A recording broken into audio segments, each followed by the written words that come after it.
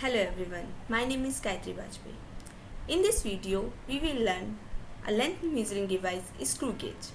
We will know how can we measure the dimension of any component through this measuring device, and also how can we calculate the least count of screw gauge. First of all, why it's required. So that's also we will know the difference between the least count only. And also if this measuring device is having any error, then how can we check that error, and also how can we resolve that. So now we have a look on the features of this screw gauge. It's having anvil which is fixed in its position, and this is spindle which is having back and through movement, and this is sleeve which is having main scale which is not moving, which is having fixed in his position. This is a lock.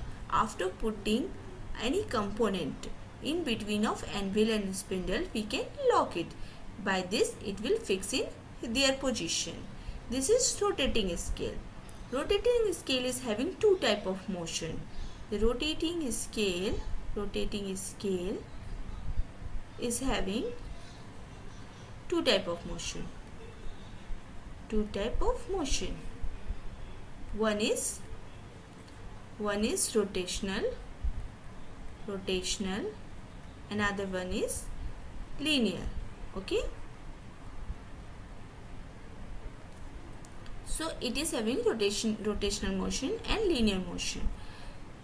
Now we will see the close picture of this main scale. So how it is looking. This is your zero line. This 1, 2, 3, 4. This is your fifth line, which is nothing but 5 mm. Then 1, 2, 3, 4, and this is your 1 centimeter. Okay, equals to 10 mm. So here if you close, and we can see the in between of this first division of your main scale. This is 1 mm. Up to this it is 1 mm. Just at the middle of these two lines, this line is made. So this dimension will be 0.5 mm. So what is the dimension of one division of main scale? So one division of main scale equals to 0.5 mm. Okay. Now we will see what is this thimble. Here you can see the surface finish is like this. It's a rough surface finish. Why? By which your thumb will not slip. It gives some friction. This is rigid for giving the sufficient torque. If you go inside and this screw gauge and see the mechanism of that, then you can check why this ratchet is required for giving some sufficient torque. Okay, now we will see the close picture of this rotating scale and main scale both. If we see the close picture of this rotating scale, so how many divisions we are having this rotating scale? This is having 50 division. So rotating scale is having 50 division. That we can see here. This is 45, 46, 47, 48, 49 and 50. So one complete rotation, one rotation of rotating scale. So one rotation gives 50 division. Okay. We can say one rotation of rotating scale equals to 50 divisions, that we can say. Okay, and we know the minimum least count or minimum one division of your main scale. So one division of your main scale is how much? That is 0.5 mm. So as we can see, the one division of main scale equals to 0.5 mm. Next, how can we calculate the least count of a screw gauge? As I always tell you, that before measuring the dimension of any component, we should check is it having any error or not. So how could we check that? when both your spindle and anvil are closed completely. At this time you can see your anvil and spindle is closed completely. At that time the zero line of your rotating scale. So this is your rotating scale. So zero line of your rotating scale should match with the baseline of your main scale. This is like baseline of main scale. At that time it is not having any error. If it is not like that, then it means this measuring device having some error. So when we measure this time, when it is not having any error, so the result, whatever measurement we will get, that will give the correct result. Otherwise it will give the wrong results. Okay, now we will see how much the movement of this rotating scale when it is giving one complete rotation. Okay, so here in this picture we can see when it is giving one complete rotation of your rotating scale. This is your rotating scale.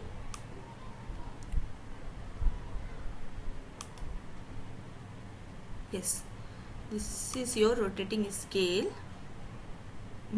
This is your rotating scale. This time it's complete one rotation is gets. It means this zero line again is coming. Just look that when this spindle is moving in this direction, at that time if you are watching from here, so it is moving like this direction, I mean clockwise direction. But when it is closed completely, just like it's closed completely, now its spindle is moving in this direction. At that time if you are watching from here, so it is coming anti-clockwise direction. Okay, like that. So here the rotating scale is moving in anti-clockwise direction like this. So one complete rotation of this rotating scale is taken. At that time, how much the linear movement of this rotating scale? So it is one division only. This is one division, we can say one division of main scale, and one division of main scale is how much? It is 0.5 mm. So one rotation of rotating scale equals to the one division of main scale, because when we are moving one complete rotation, at that time it is giving one division of main scale. So division in a rotating scale is how much? It is 50. The 50 division of your rotating scale equals to the one division of your main scale. One division of, then how much will be the one division of rotating scale? That is 1 by 50. So 1 by 50, which is how much? 0.02 division of main scale, and one division of main scale is how much? That is 0.5. So 0.02 into 0.5 mm, that will be 0.01 mm. This is the least count of your screw gauge. So how can we say this is the least count of your screw gauge? When it is complete closed, at that time nothing is there. We are not putting anything because this time there is no gap between the anvil and spindle. This is space is showing 0.00 mm. If we are rotating this, if we are watching from this direction, if we are rotating anti-clockwise, only one gap, rotating one gap, I mean this this one number is coming matched to this zero line. This zero line, this one number is coming matched to this zero line. At that time, this spindle will move towards this direction little bit. How much it will move linearly? I mean this one division of your rotating scale is how much? So one division of your rotating scale is how much? 0.01 mm in linear direction. It means the gap will be 0.01 mm. Minimum how much we can read through this screw gauge? That is one division of rotating scale. Less than that we cannot measure. So one division of rotating scale will give you 0.01 mm of linear scale. So that much thin any wire or sheet we can measure through this screw gauge. So the least count, the minimum accurate dimension which can be measured through the measuring device is called the least count of this particular measuring device. So the least count of screw gauge is how much? That is 0.01 mm. So why is the requirement of screw gauge? Why? Because screw gauge having the least count is 0.01 mm. What is the least count of vernier calipers? The least count of vernier calipers is 0.1 mm. If we want to measure less than 0.1 mm, means if we want to measure 0.08 mm, then how can we measure? We cannot measure through the vernier scale. Why? Because the minimum accurate dimension we can measure through the vernier scale is up to 0.1 mm. So after less than that, if we want to measure, then we have to go for the screw gauge. So here the minimum accurate dimension we can measure up to 0.01 mm. As we have seen in the ruler is having the least count is 1 mm. If we want to measure less than 1 mm, like 0.8 mm, then we cannot measure through the simple ruler. For that we have to go to vernier calipers, and if we want to measure less than 0.1 mm, then we have to go for the screw gauge. So through the screw gauge we can measure up to 0.01 mm. And one more important thing I want to share, in some screw gauges we have seen that it is having 100 divisions in rotating scale.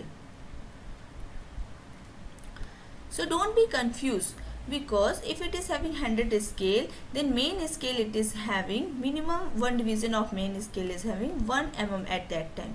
So calculation in the similar way, whatever division are there in the main scale or in the rotating scale, the calculation is same and you will get same least count. The value will always be same, 0.01 mm. So don't be confused for that moment.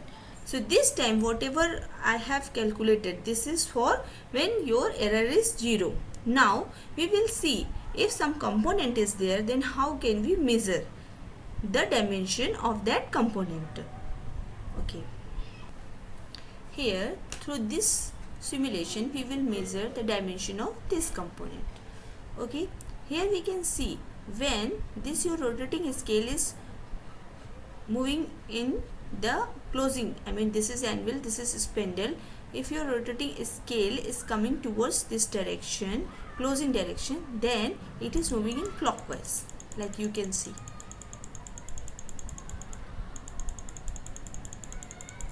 Is completely closed, and also we can check, yeah, it is completely closed. Also we can check, is this having any error or not. When it is complete closed, I mean 0 dimension in between this, that time the 0 line of your rotating scale is matched with the 0 line of your baseline of your main scale. So it is not having any error, it's having 0 error. Now so it is okay. When we are measuring the dimension of this component, it will give the correct result. So that for that we have already checked, this device is not having any error. Now we will put this component in between of anvil and spindle. Okay, now we are moving it. So when moving in this direction, it's going in a anti-clockwise. Okay.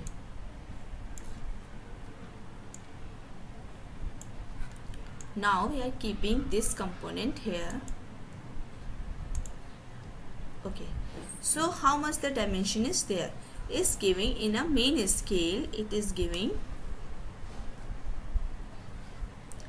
up to 8 mm. 8 mm is showing. So if I zoom it this one, so it is showing this is 8 mm, this is 9 mm, in between this is 8.5 mm, and your rotating scale is somewhere here. Okay, this is your rotating scale. So now we have to see how much is this dimension. So how can we see? So this is the 45th division of your rotating scale is matched with the baseline of your main scale, because it is moving when it is coming this direction, I mean this direction, your rotating scale is coming outward direction, then it is going anti-clockwise. It means this 0 line, if it is coming here and it is giving complete one motion, and again when this 0 line will come here, then it is giving 50 division. But it is not like that. Your 0 line is here, up to 45 division is matching. So one division of your rotating scale is equals to how much? That we know, 0.01 mm. here it is how many divisions? Here it is 45 divisions. So 45 division of your rotating scale is how much? That is equals to 45 into 0.01 mm. So this will be 0.45 mm. So after 8 mm, how much it is? 0.45. So what is the dimension of this component? That is equals to, if this is the dimension is D, just take. So D will be 8 plus 0.45, which is equals to 8.45 mm. This is shown here. Okay, when your screw gauge is having zero error, at that time the dimension of this component is 8.45 mm. So through this simulation we have seen this example. Okay, now we will see if your screw gauge is having any error. That time how can we check that error, how much error is there, and how can we resolve that? For that we will see.